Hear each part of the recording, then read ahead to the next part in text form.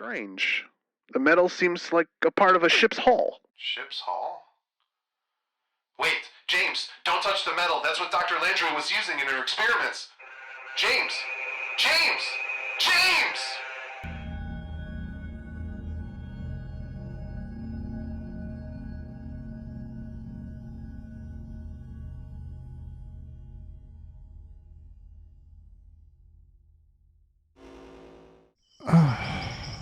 My head.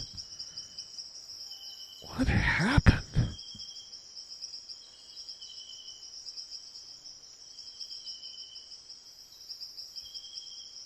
What the hell? Where am I?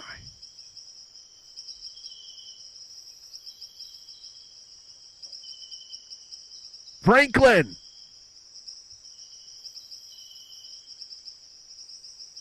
Franklin!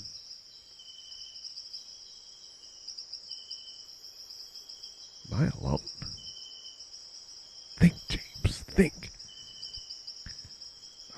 You're at brigade headquarters talking to Franklin, holed up in your room. You had that strange box from Dr. Landry. You pulled out the metal That's it. It was what Franklin had told us. Of course, I forgot. Those shards somehow open portals in other places or something, through time and space.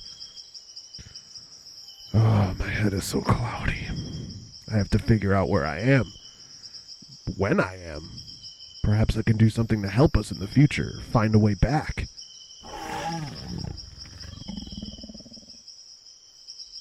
What the hell was that? James, keep your cool, man. You've been in dangerous situations so many times. Think survival. I'm in the woods. I'll need food and shelter and protection from wildlife. Yes, protection seems very important right now.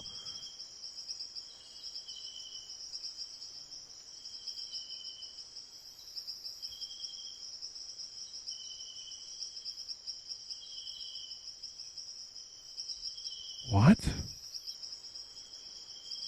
It can't be. This can't be true.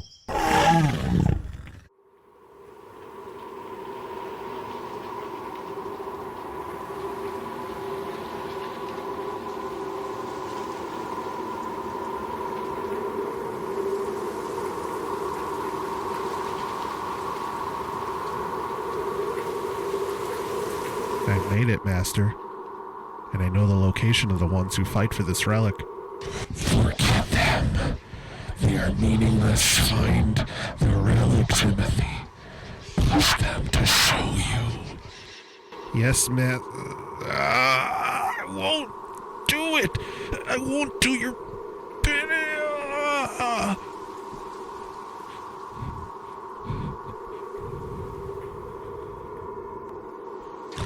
Do not make me regret using you.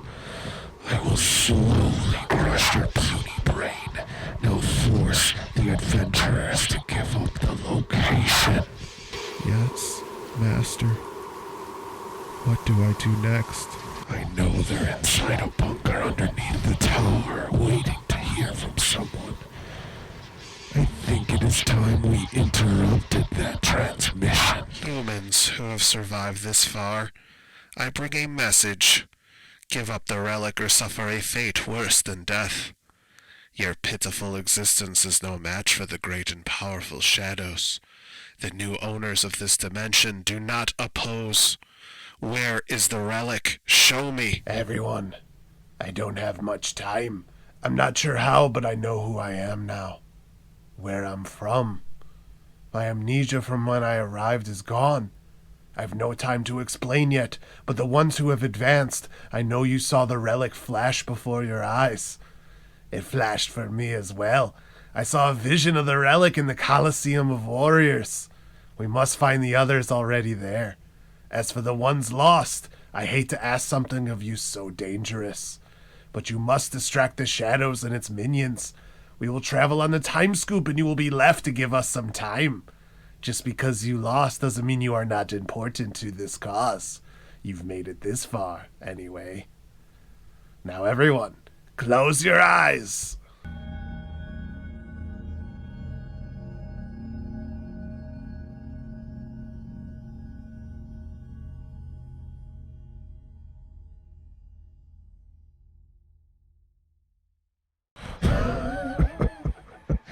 This is so much fun.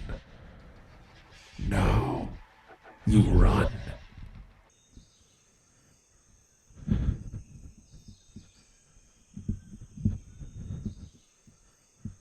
Get hold of yourself, James. So you're in the time of dinosaurs. At least I have a story that rivals Franklin now.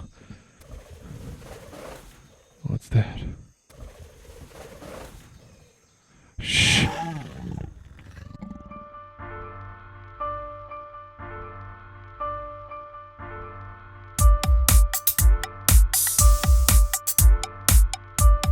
The world's essence slows, shadows spread from the pyramids to the oceans to the coasts. But behold the test, a smoking gun, a quest passed down for generations. A prophesized hero, the champion. In order to save everyone, thou must drink from the cup. 12 of us on this mission. What's next? 17 weeks to be the best. Injuries and buys, thou should have guessed. The waiver wire request was denied, but maybe a trade will provide an edge and a chance to be a legend. Fight for humanity, reach the goal. It's a quest for the green ball. Green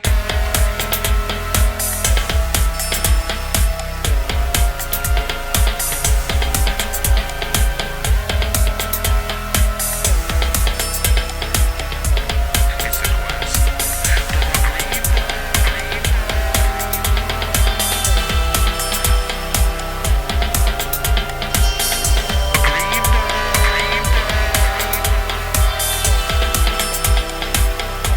It's a quest for the green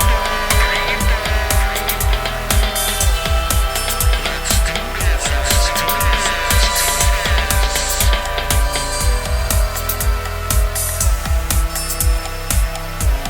It's a quest for the green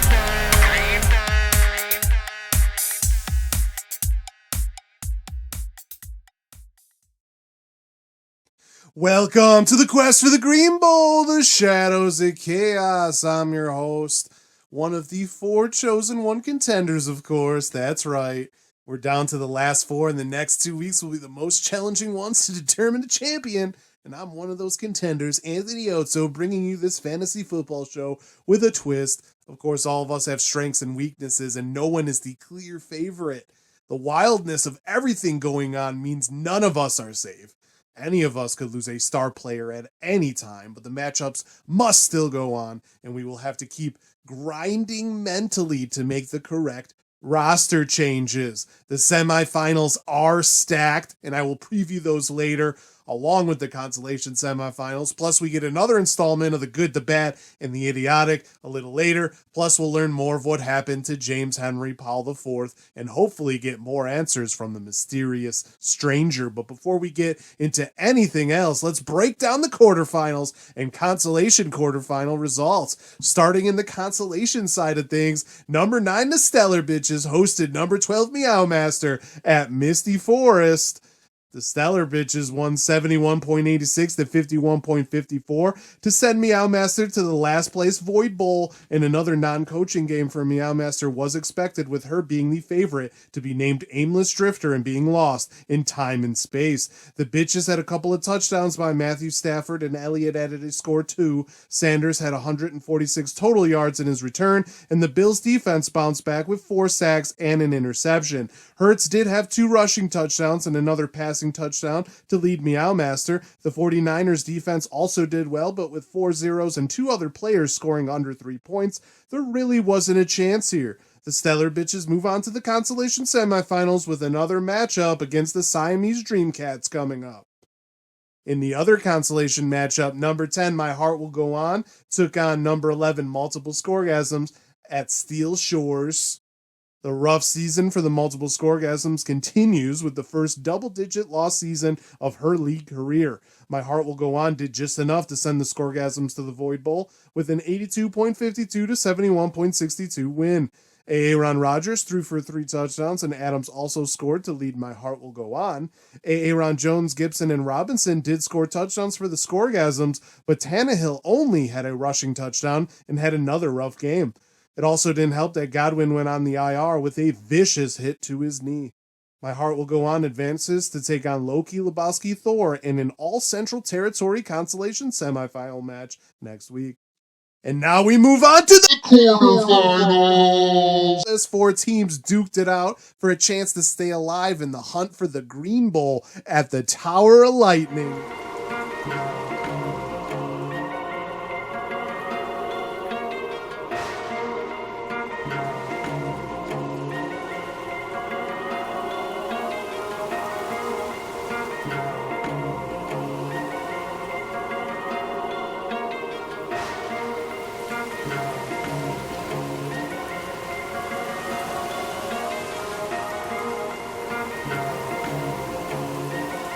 We had some wild happenings in both of these matchups, starting with number 3 Risky Business against number 6 Uncle Justy. This match had more twists and turns than our theme story, as Risky Business went from being a 65% favorite to a 53% favorite to a 46% underdog and back to a 56% favorite, and ultimately it was Uncle Justy who entered Tuesday games as a 71% favorite. In the end, Uncle Justy once again upset a number 3 seed and advanced to the semifinals for the second straight year with an 83.7 to 62.06 win. 3 passing touchdowns by Josh Allen, 1 going to Stephon Diggs, were all huge for Uncle Justy. Wilson's big game with 119 total yards and a touchdown, and the Rams defense adding 3 sacks and an interception all helped. Risky Business had his key player in Mark Andrews go off for 136 yards and 2 touchdowns, and Michelle added 115 yards, but the main guys took a week off in the worst way. Brady was shut out, Kamara had just 33 yards, and Lockett was out with COVID-19. Judy didn't help with the Lockett absence, putting up a 0. Risky Business settles for the Lightning Bowl, which is the 5th place game. Uncle Justy must now face the Great Superior Superb Owls in the semifinals, which is a rematch of one of last season's quarterfinals. In the other quarterfinal, number 4 Green Acres took on number 5 Remember the Titans. And while Green Acres kept it close all the way until the last game on Tuesday, Cooper Kupp put the game away for Remember the Titans, who advanced back to the semifinals for the 2nd time in a row and 3rd time overall in 4 seasons in a 99.26 to 74.44 win.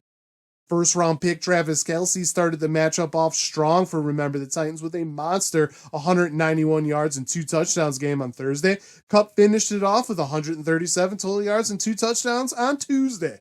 The two combined for 56.8 points. Justin Jefferson added a touchdown, but Taysom Hill, Lamb, Patterson, and Stevenson struggled. Green Acres was led by Justin Herbert, who had 3 total scores, and Eckler also scored on Thursday, but everyone else let him down as Mixon and the Patriots defense had some of their worst games of the season. It is a tough way for the title run to end for Green Acres, who is the league's best team for more than half the season, but now he gets a rematch with the team that stole his top seed away in the Lightning Bowl, as Green Acres and Risky Business will battle for 5th place.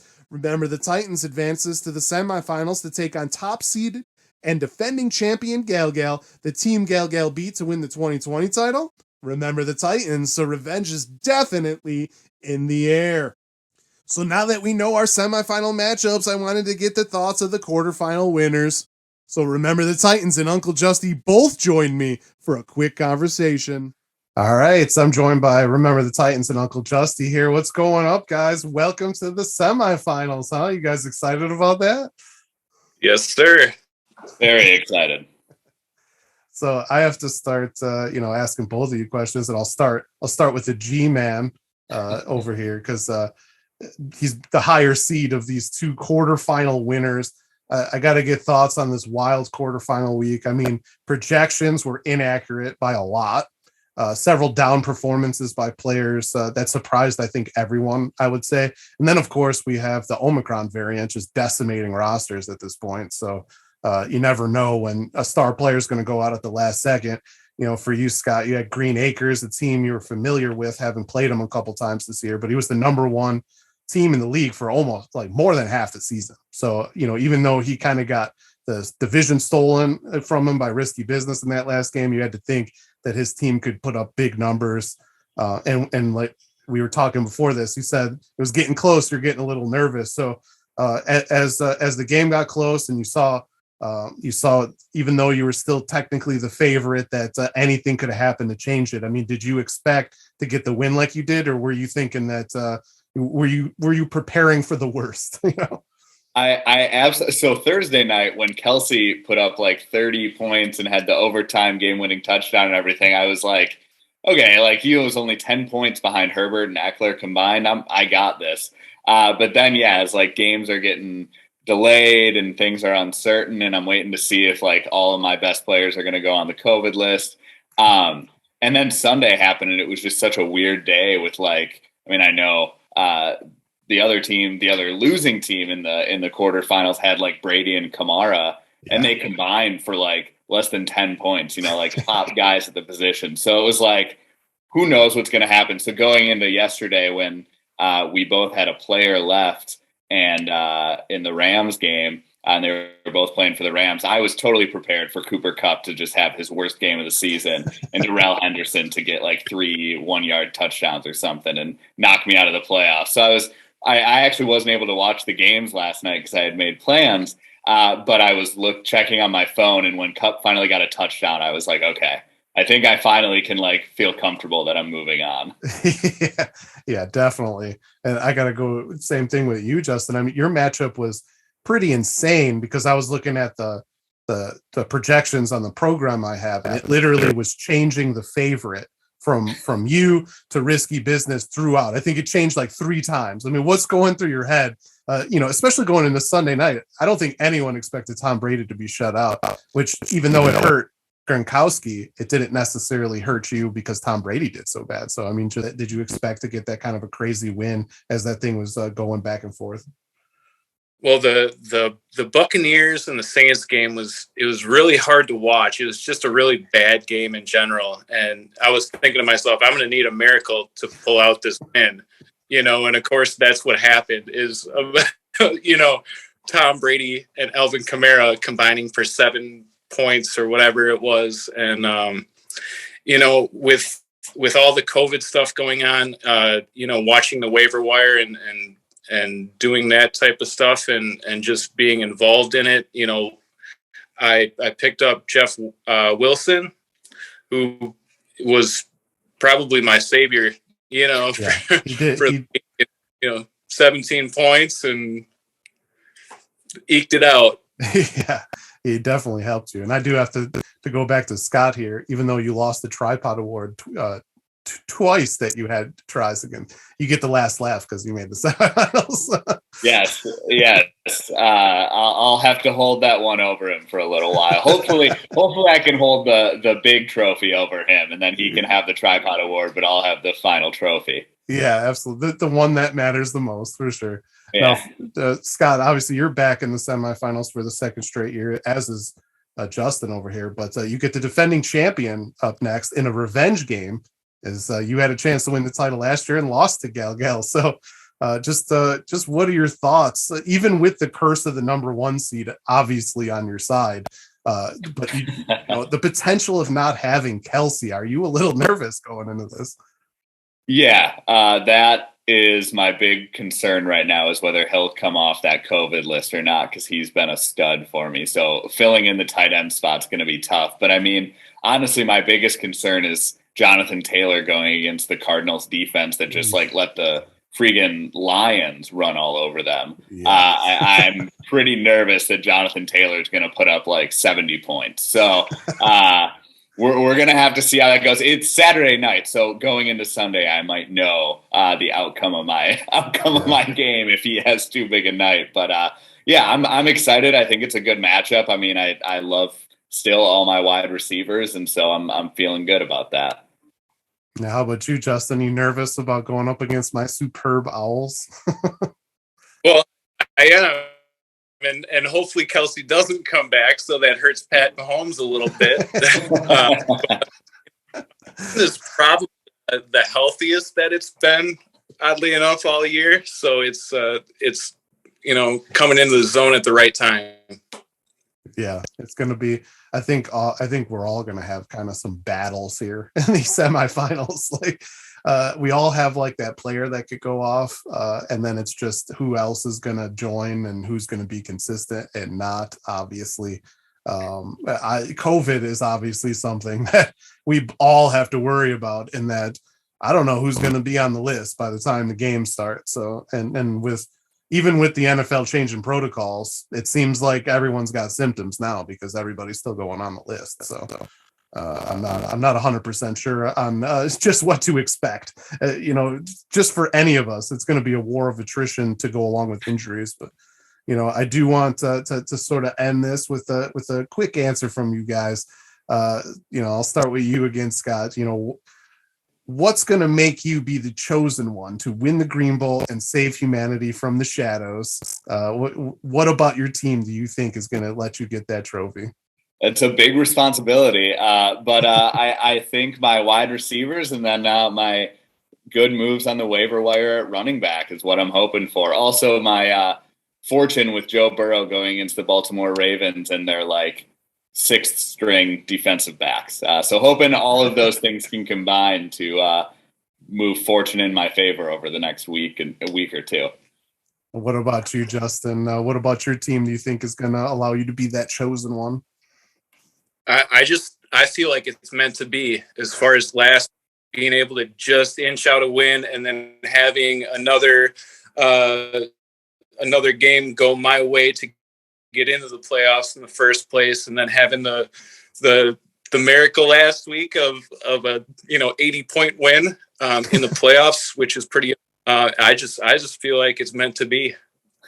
Yeah, I gotcha. Are you also both excited for the conclusion of our theme story? Later in this episode, we're going to get the truth about the mysterious stranger. How crazy is that? I'm excited. Left a lot of mystery last week, so I'm interested to see where it goes. yeah, a lot of things going on. It's going to be a wild finish. It's going to be fun, but we'll see how far it goes. Because again, COVID.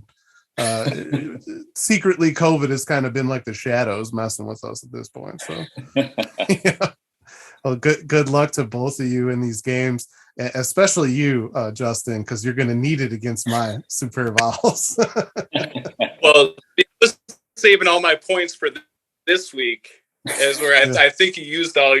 We'll see what happens. Yeah, that's just good strategy, thinking ahead. Yeah, that is true, especially since on the week 15 just passed up, my team would have scored 122 points. So I'm hoping that doesn't mean I'm going to score nothing this week.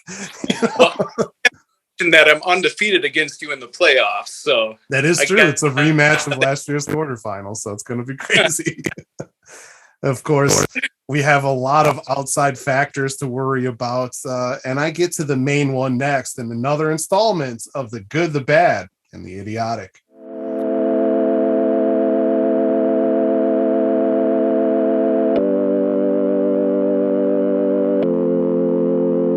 I begin with the news of the Omicron variant and all of the COVID-19 cases that have suddenly popped up across the sports world. In the NFL in particular, games were postponed last week from Saturday and Sunday to Monday and Tuesday. That was the first time since 2020 that had to happen, and it was due to the high number of players testing positive. Cleveland had 20 players on the list by last Thursday, which is why the Browns game with the Raiders was moved. But while this is certainly bad for the NFL, as it could affect playoff races, records races, and could be something that forces them to add a week to the regular season, something they are extremely opposed of. This story has taken a turn due to the NFL not wanting to add that week and certainly not wanting to postpone any more games.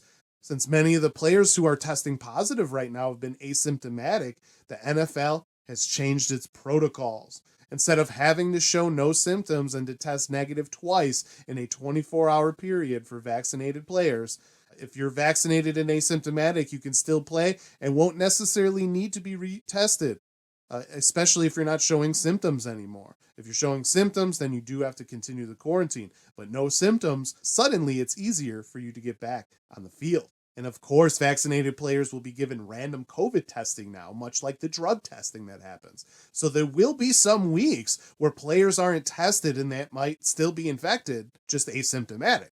Unvaccinated players, of course, still have to follow the old protocols, and the NFL told the players that they can opt out of the rest of the season if any of these things scare them. And of course, unvaccinated players, mandatory out 10 days, from the negative test, and also they have to make sure they're not symptomatic anymore to be able to get back.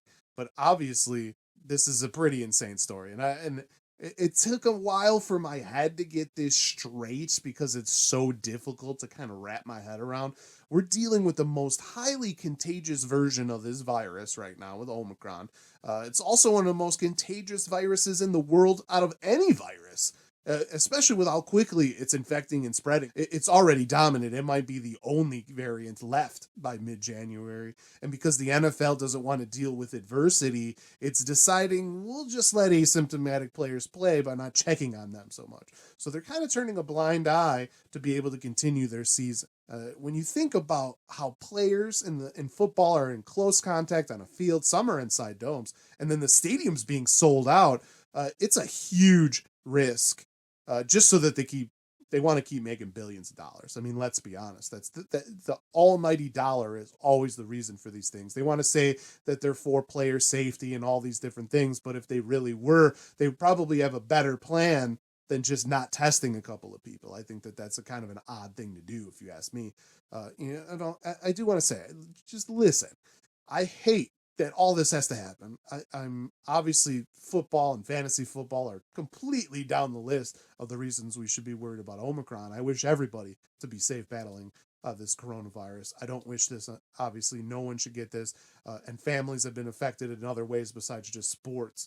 But I also want to say I would hate if things were seriously paused or postponed, not just for my fantasy team that might win a title this year. Not just for my love of sports in general. I watch all sports. I love sports, big part of my life, but also for the wonderful distraction that sports gives me in these very tough times. I mean, there's so many things going on.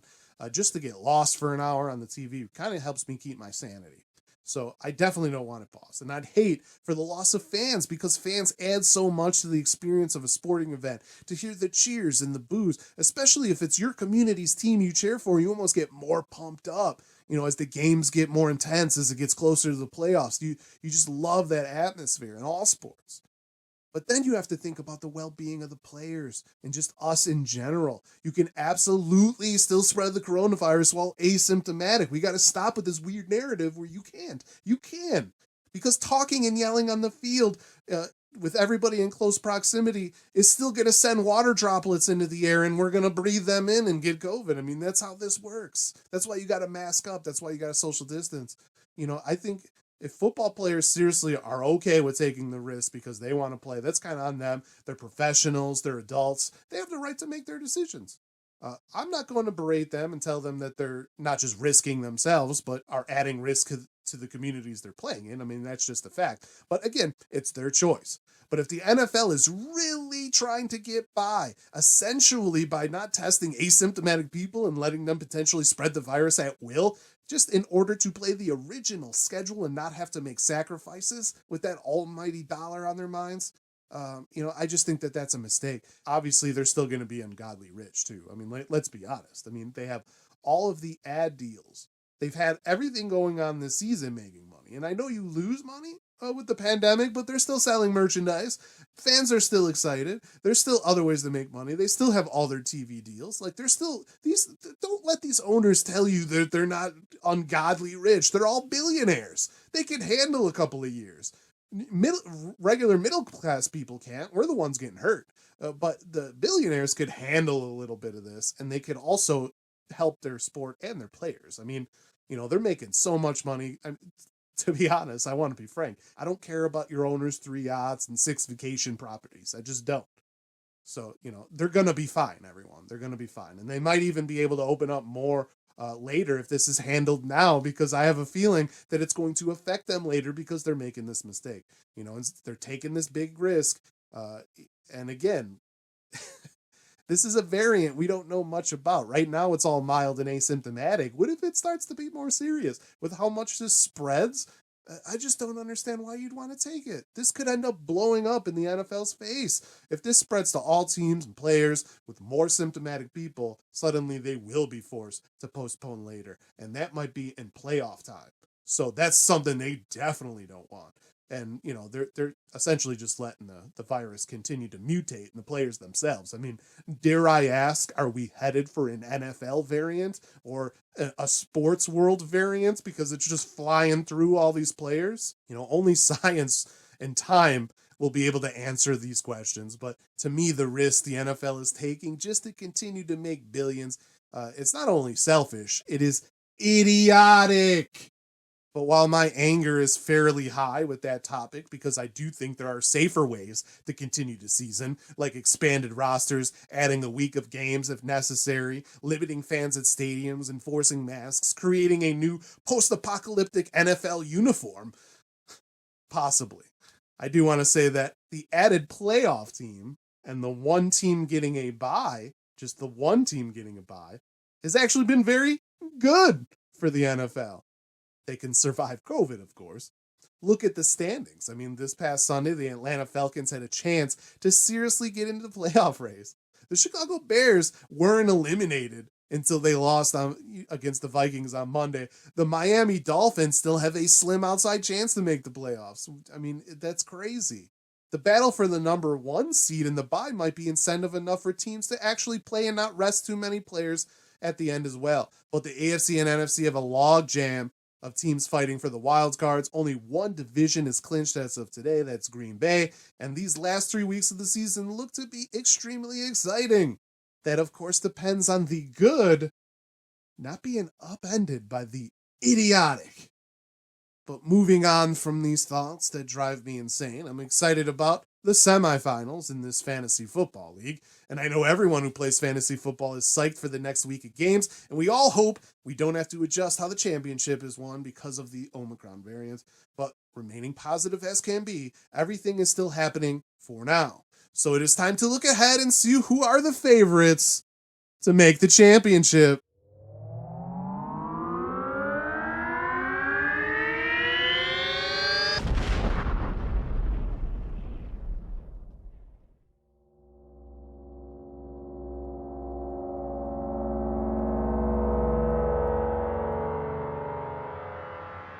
So, of course, I do want to go over these consolation semifinal matches first. I mean, they do deserve it.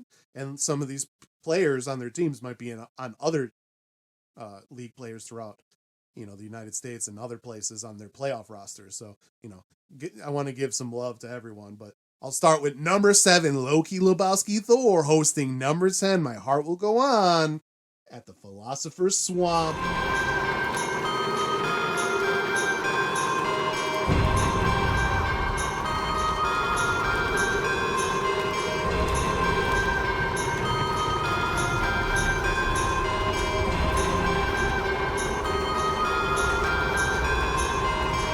Lebowski Thor still has to do some coaching here with 4 night out, but at the moment, My Heart Will Go On as a 65.5% chance to win. This is the 3rd time these teams have faced each other this season after splitting in the regular season, and My Heart Will Go On actually knocking Lebowski Thor out of the playoffs in the final week of the season. Kyler Murray versus Aaron Rodgers, Melvin Gordon versus Javonte Williams, Brandon Ayuk versus Marquise Brown, and the Raiders defense versus whichever defense Lebowski Thor throws out there look like areas to watch here in this matchup. Next, we get the number 8 Siamese Dreamcats taking on the number 9, the Stellar Bitches, at the Sea of Angels.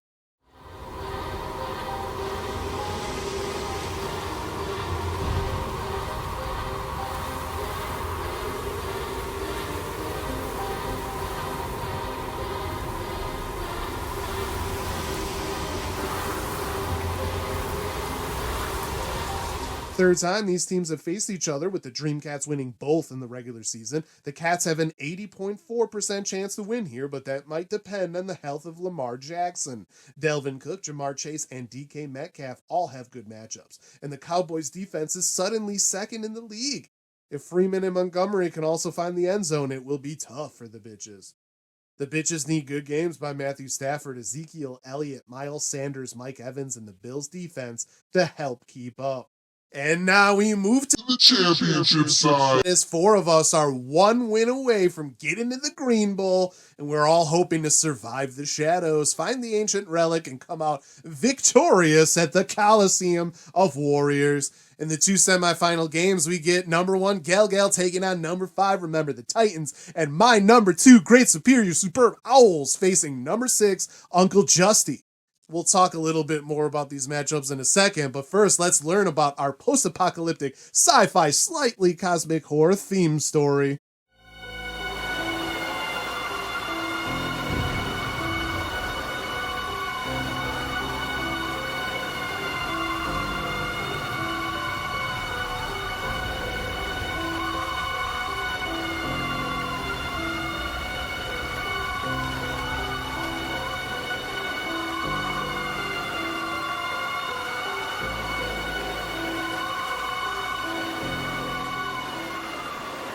Since I first arrived here. At first I tried to count the days in this cave that I made my home, but after a while the days began to blend in, and proper sleep became a rare privilege. There are times I feel like I've gone mad after nodding off for an hour and experiencing the nightmares of my time here.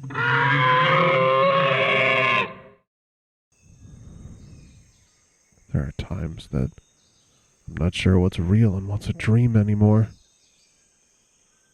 But the monsters in my nightmares are real, and I wonder if I'll ever find my way home. The only thing that keeps me going is my training and my belief that Franklin, Dr. Landry, Dr. Musgrave, all my Shadow Brigade members are still out there somewhere in need of help. Perhaps I'm naive. I mean, I'm the one that's been lost in the land of dinosaurs for what must be years by now. But if time travel is happening, then I must believe that I will be back before I know it.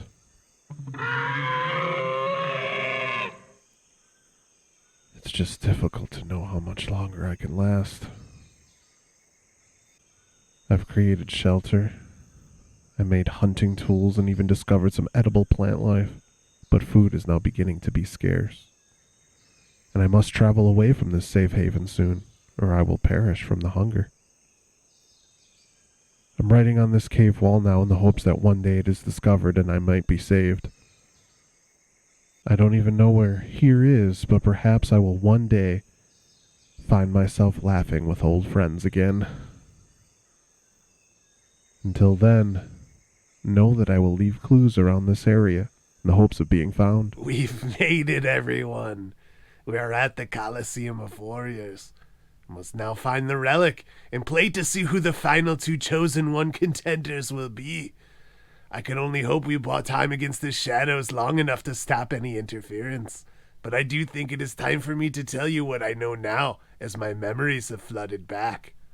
Some of it is hazy still, but I now know who I am. And it all goes back to the wise man when I was first found. If you remember, I was found in a cave near my colony. The old wise man found me, brought me to the elders of the colony, and taught me many things, helping me to acclimate.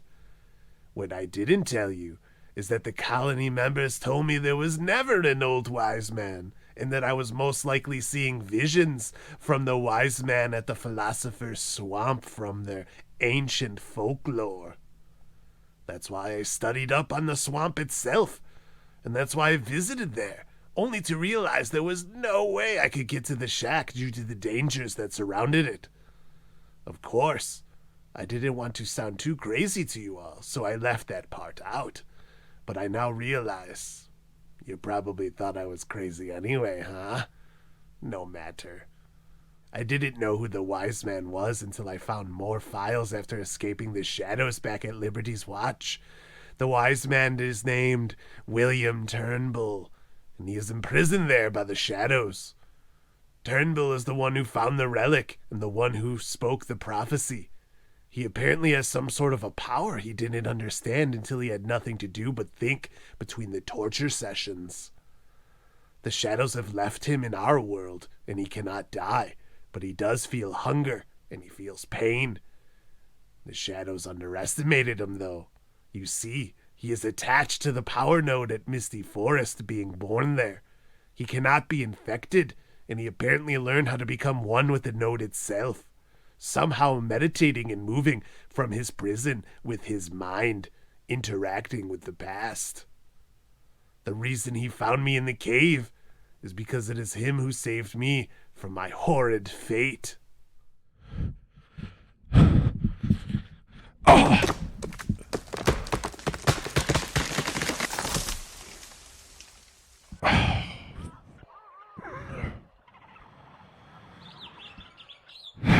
Sorry, everyone. I don't think I'm making it this time. I tried.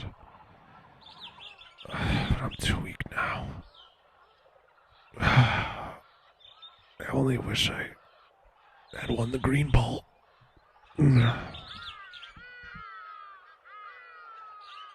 It is not your time, James. I've seen the future and your importance. They say you go crazy before death. You know, I never thought that was true. I must be going crazy now. I'm sorry, James, but I must bring you into the chaotic future and need to erase your memories to hide you from the shadows. I will help you find a home, but then you will be left on your own. You will only hear from me again when the relic is about to be found. And then, and only then, will you remember your past?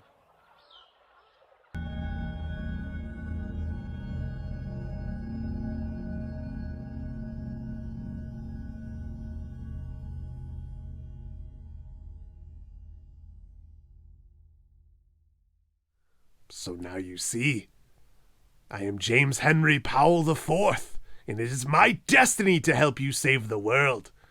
It seems that the shadows separated us on purpose to try and control more, but Turnbull explained that the control of the shadows is limited because of our own free will. The shadows try to trick us, and if that fails, they infect and control us that way.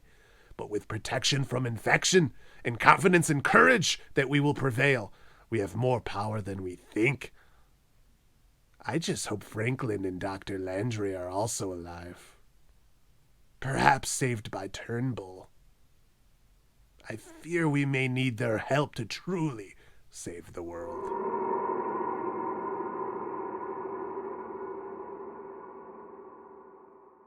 Franklin! I can't believe it. It's Constance. Are you okay? Just like Constance Landry seems to be in trouble, many of us in the semifinals are seeing many players out with COVID-19 and hoping they can return in time and that no one else goes off, but we have to keep going and hope our depth is good enough to keep us chugging along. Starting with the top of the bracket, we get number 1 Gal taking on number 5 Remember the Titans. Remember the Titans looks to make his second straight Green Bowl after finishing runner-up last season to Gal, who looks to become the first ever repeat Green Bowl champion. And of course, Remember the Titans is looking to become the second team in league history to make back-to-back Green Bowls, as is Gal. Whoever wins this match will have made back-to-back Green Bowls, and they'll join Meow Master. Gal is looking to join the multiple title club as well, currently occupied by Loki, Lebowski, Thor, and Meow Master. Something has to give here, and even with Travis Kelce on the COVID list, and the need for a tight end, Remember the Titans holds a slim 50.7% chance to win. I call it a 50-50 toss-up. The matchup at quarterback is interesting with Dak Prescott up against Joe Burrow. Prescott has surprisingly struggled lately, and Washington helped keep him in check last time. While Washington is out of the divisional race right now, the football team still has an outside chance at the playoffs, so don't expect them to not push the Cowboys here. Remember, the Titans also has CeeDee Lamb to cancel out Prescott touchdowns. Burrow goes up against a Baltimore team that has been ravaged by injuries, especially in the secondary, and that has meant that quarterbacks have done quite well. But it is also a divisional game with first place possibly on the line. Gal will most definitely need a star performance by Jonathan Taylor, who gets an Arizona team that was gashed by the Detroit Lions. Remember, the Titans needs Cooper Kupp to keep dominating against a suspect Viking secondary. Mike Williams versus Justin Jefferson will also be a key to watch here, with both always having a chance at a big game. But the two keys here for both of these teams are both Running backs for Gal, I'm looking at Najee Harris. Harris started so strong to begin the season, and it seemed a lock that he was going to take home Rookie of the Year. He probably still will. He has 891 rushing yards, 405 receiving yards, and 9 total touchdowns. But he's not been as dominant as of late. He has 2 touchdowns in his last 4 games. Both came against the Vikings, meaning he was actually shut out of the end zone in 3 of his last 4 games. He's also been held under 60 total yards 3 times in the last 5 games, including just 26 total yards against the Titans last week in one of his worst games of the season. Up next is Kansas City, which has allowed 2,021 total yards and 8 touchdowns to running backs, but just 2 of those scores came through the air. And the Chiefs' defense has actually played a lot better lately. If Gal's going to win, he probably needs to see the Harris of old. For Remember the Titans, I turn to Cordero Patterson. Patterson's been a jack of all trades for the Falcons offense this season with 565 rushing yards, 524 receiving yards, and 10 total touchdowns. He gets goal line carries, he lines up anywhere on the field, and he makes plays out of the backfield in the passing game as well. And Patterson gets a dream matchup against the Lions defense, which is the second worst in the NFL against running backs. The Lions have allowed 1,574 rushing yards, 460 receiving yards, and 22 total touchdowns against this position. If Patterson lights up the scoreboard and has RB1 type numbers, then Remember the Titans is not only going to have a big boost, but it also might end up being the difference in this matchup. Moving on to the other semifinal, we get my second-seeded Great Superior Superb Owls taking on number 6 Uncle Justy. My Superb Owls have a 62.8% chance to win, even with Tyreek Hill on the COVID list. But Patrick Mahomes will have to work a lot of magic if both Tyreek Hill and Travis Kelce remain out for Kansas City. Those are 2 big targets that might not be there for him. Not to mention the outbreak on the team could also affect Mahomes if he were to test positive before the game. Uncle Justy also has to worry about his Buffalo Bills players after the unvaccinated Cole Beasley tested positive. Josh Allen and Stephon Diggs were both not mentioned as of the time of this recording, and Beasley is outspoken against both vaccines and protocols, so perhaps Uncle Justy will be saved and only Beasley gets hit here, but it's to be seen. Allen and Diggs are 2 pieces that helps keep Uncle Justy going, and he will need them both to succeed with Mahomes and Deebo Samuel on my side. Samuel is one of the stars of the Superb Owls and one that gets a juicy matchup against Tennessee's secondary. And Samuel is also known to rush for touchdowns, which could take away points from Jeff Wilson. Tight end George Kittle also gets to go up against the Titans secondary, but Rob Gronkowski is always a multiple touchdown threat if Tom Brady isn't being pressured relentlessly. Carolina has played decent defense at times, but the offense has also turned the ball over and given short fields to teams. The Saints defense against the Rams and Nick Chubb against Saquon Barkley are also places that might make or break both teams' chances, but I'm really looking at 2 players to be keys here for the Superb Owls. For my Owls, I'm looking at wide receiver Jalen Waddle. Waddle missed last week with COVID-19, but he's back and he's going to get a full week of practice under his belt. Waddle has 849 yards and 5 touchdowns through the air for the Dolphins this season, but he's had 7 or more targets 6 times since week 6 and 60 or more yards 7 times in that same stretch. The only thing he lacks is touchdowns, with 3 of his last 5 coming since week 6. But with the Saints defense coming up, which has allowed 2,451 yards and 12 touchdowns to the position, the production should have a good floor and a high ceiling coming up. One thing to note is that Waddle has been a top 5 fantasy receiver since week 6. So if he is truly healthy, this is the time to shine. For Uncle Justy, I'm turning to wide receiver Antonio Brown, who's suddenly back into the mix. Brown, of course, was dealing with an ankle injury and also had a 3-game suspension due to contracting COVID-19 while dodging protocols. Brown was also not the top target of Tom Brady, but still has 418 yards and 4 touchdowns. But now, with Chris Godwin on IR, running back Leonard Fournette out, and the number 1 wide receiver in Mike Evans a little banged up, more targets could be coming Brown's way if he can prove his health. He gets the Carolina Panthers next, who have allowed 1,815 yards against wide receivers, but have also allowed 15 touchdowns against the position this year. The Panthers also have allowed the 5th fewest points to quarterbacks this season. Not to mention that Uncle Justy also has Rob Gronkowski, so he will be banking on Tom Brady bouncing back in a big way after his first shutout in over 250 games last week. Touchdowns by Brown and Gronkowski could be big, but if Brown ends up outscoring Waddle or Deebo Samuel, then Uncle Justy could be ready to ride that upset train once again.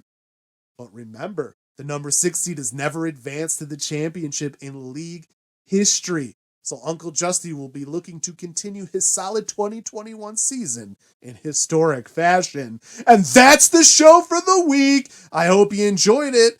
Next week, we reach our penultimate episode of the season and championship week with the all-important Green Bowl, plus our other place matches with 2022 draft picks on the line. We will also continue the theme story that is now coming together as we now know the truth about the mysterious stranger and that Dr. Constance Landry and Franklin George Wilkins III seem to be alive and are already at the Great Pyramid, though the shadows seem to be involved as well. I am definitely worried about Dr. Timothy Musgrave, though. He could definitely be a problem. Until next time, I guess we just have to hope we can survive. Salud.